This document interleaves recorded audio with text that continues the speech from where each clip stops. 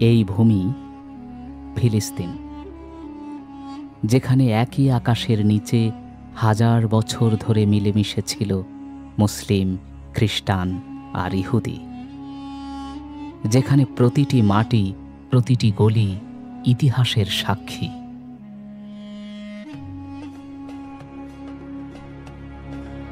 প্রথম বিশ্বযুদ্ধের পর ব্রিটিশ শাসনের অধীনে আসে ফিলিস্তিন।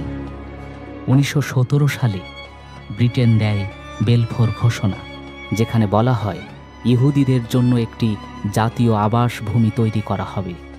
এই ঘোষণায় ইতিহাসের নতুন এক সংঘাতের বীজ বপন করে। 1948 সালে হঠাৎই ঘোষণা করা হয় ইসরায়েল রাষ্ট্রের জন্ম। এর পরপরই শুরু হয় যুদ্ধ। প্রায় 7 লক্ষ ফিলিস্তিনি ঘরবাড়ি হারিয়ে হয়ে যায় শরণার্থী। এই নির্বাসন আজও তাদের কাছে পরিচিত নাকবা নামে।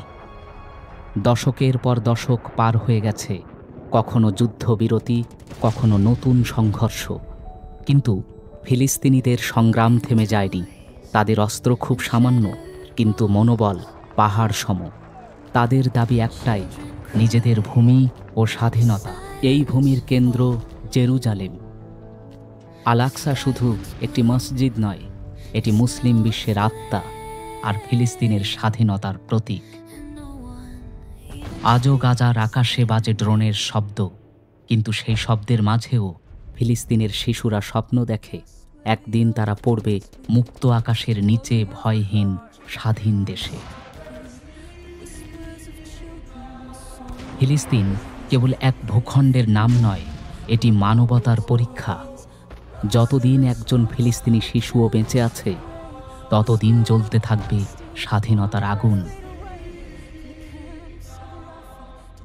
Piece for Palestine, justice for all.